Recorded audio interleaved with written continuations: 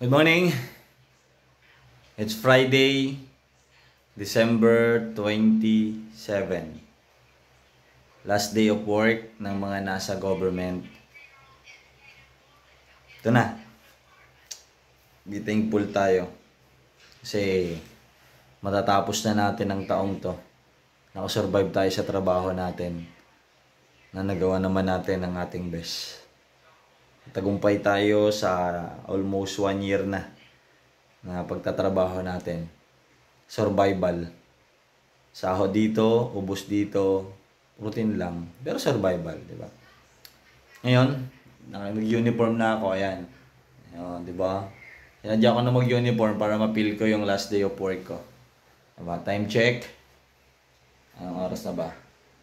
Yan. 6:55 in the morning. Ang pasok namin ay 7 to 4, pero advance sa may relo namin. Aalis ako ng saktong alas 7. Pagdating ko naman doon, aabot pa ako ng mga 6:50 pa lang, 6:55. Diba? So, mag-iisip na ako ng aking New Year's resolution. Unang-una siguro, hindi na ako malilate ng malaki. Mga 1 minute na lang. Diba? Pero magbabagong buhay na tayo next year. Kasi marami na tayong, alam mo yun, lalo pa dapat ipagpasalamat. And then, bago tayo pumasok, pakita ko lang yung routine ko sa inyo. Yan. Every morning na inom ako maligam-gam na tubig na may lemon. Wala na eh, nagkakaedad na. Hindi, pampa-cleansing lang din sa morning na to. Saka, bagong ligo nga pala ako, kaya fresh na fresh ako. Mamaya, pakita ko sa inyo kung saan ako nagtatrabaho. Yun, ipapakita ko sa inyo kung saan ang office na pinapasukan ko. So, paano? Ito muna ako. Pakita ko rin sa inyo ang aming madam. Ang madam ng aming tahanan. Meet Isa. Diba? Siya yung aming dog na nabili namin ngayong taon.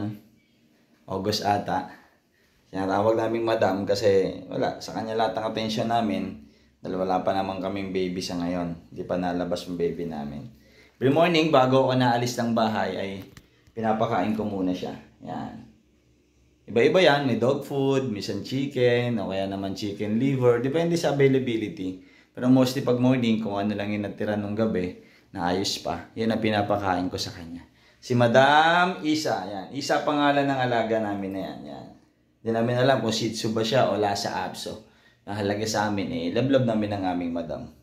Diba? So mamaya, maghahabol na naman sa atin yan pagpapasok. Pero dito naman si boss amo ko. Kaya may makakasama naman siya. So paano? Ready ng aking ready ng aking work getaway. Diba? So tara, pasok na ako. Now, every morning, ganito ako. Namimili ako ng gagamiting motor. Yan si Peko, yan yung service ko sa office yan. Si Click naman yan yung personal na motor ko. Gusto ko medyo mas komportable, si Click kasi automatic. Pagka gusto ko naman na bawas gas o hindi gumaso sa gas, yung service si Pekon, kaya lang manual kasi siya. O kay Click muna tayo. Nandun naman yung isang service sa office. Tara, let's go. Yun, nakapag-ina ako. 6:54 ako dumating. Dito ngayon ako sa may yan, MTC, tapos DRRMO. Yan. So punta tayo sa office. Ito yung compound ng office namin. Dito ako nagtatrabaho sa may Hall of Justice, Muntinlupa. Ayan. Diba? Ganda ng araw. So pakita ko sa inyo ang mga iba't ibang building dito. Yon first, yan yung Metropolitan Trial Court o MTC dito sa may Hall of Justice.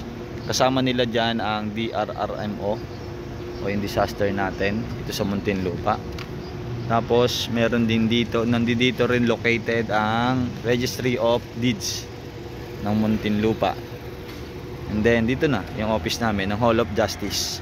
Kasama dyan ang PAW, Provision, Prosecutor's Office, nandyan ako nagtatrabaho. Tapos yung mga branches ng RTC. Tara, let's go.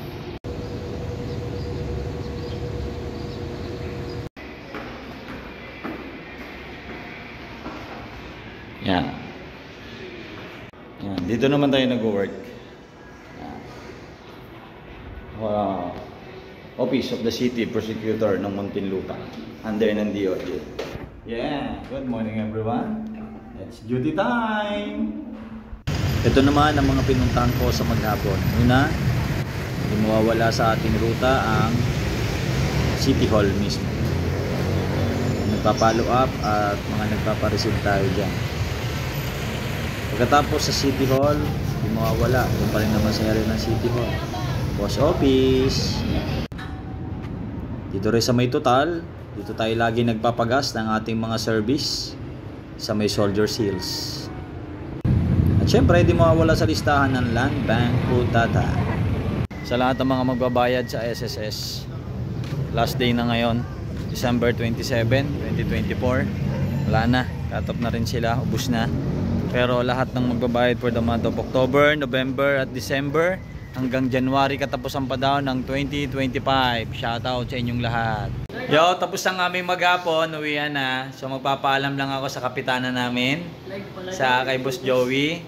And then ito na yung huling pasok namin sa taong 2024. See you next year.